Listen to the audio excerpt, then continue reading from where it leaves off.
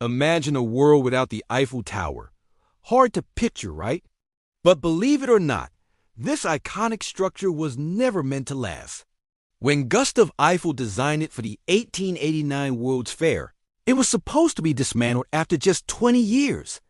The French government had no intention of keeping it. But fate had other plans. The tower's height made it perfect for radio transmissions, and that's what saved it from destruction. Today, it stands as one of the most recognized landmarks in the world.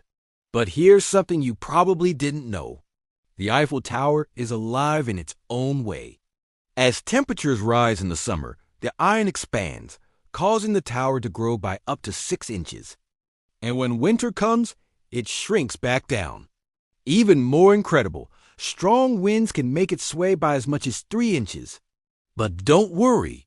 Its flexible structure was designed to handle the movement. At one point, the Eiffel Tower was the tallest man-made structure in the world, standing at an impressive 1,083 feet. For 41 years, it held that record until the Chrysler Building in New York finally surpassed it in 1930. But despite its fame today, not everyone admired it when it was first built.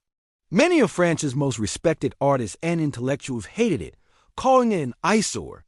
Some even described it as a useless and monstrous tower that would ruin the beauty of Paris.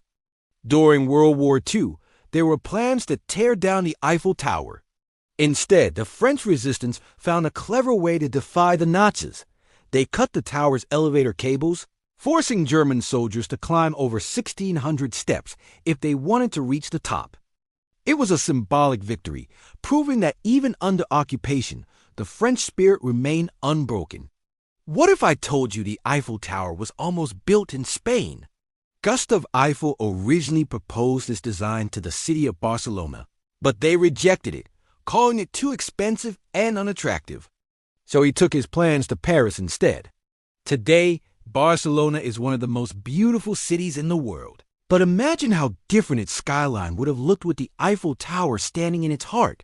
There's also a hidden side to the tower that most people don't know about. At the very top, Gustav Eiffel built a secret apartment, a private space where he entertained guests like Thomas Edison.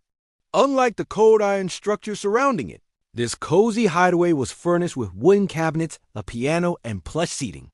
Today, it's preserved as a museum, giving visitors a rare glimpse into the past. Keeping the Eiffel Tower standing isn't easy. Every 7 years, it gets a fresh coat of paint to prevent rust, a process that takes about 18 months and requires 60 tons of paint. That's enough to cover nearly 16 football fields. And it has to be done carefully, since lead-based paints were banned in 2010. But one of the most shocking stories about the Eiffel Tower involves a man named Victor Lustig. This smooth-talking con artist managed to convince a group of businessmen that the tower was being sold for scrap metal. He faked official documents, held a secret meeting, and even got one of them to hand over a suitcase full of cash. Then he disappeared. If that wasn't crazy enough, he pulled off the exact same scam a second time before finally being caught. The Eiffel Tower has survived war, controversy, and even con artists. It was almost torn down, nearly built in another country, and once considered an embarrassment. But today, it's one of the most visited landmarks on Earth. So the next time you see a picture of the Eiffel Tower, just remember, this symbol of France wasn't always beloved. It had to earn its place in history. Thanks for watching. If you enjoyed this, don't forget to like, subscribe, and hit that notification bell for more incredible stories. See you in the next one.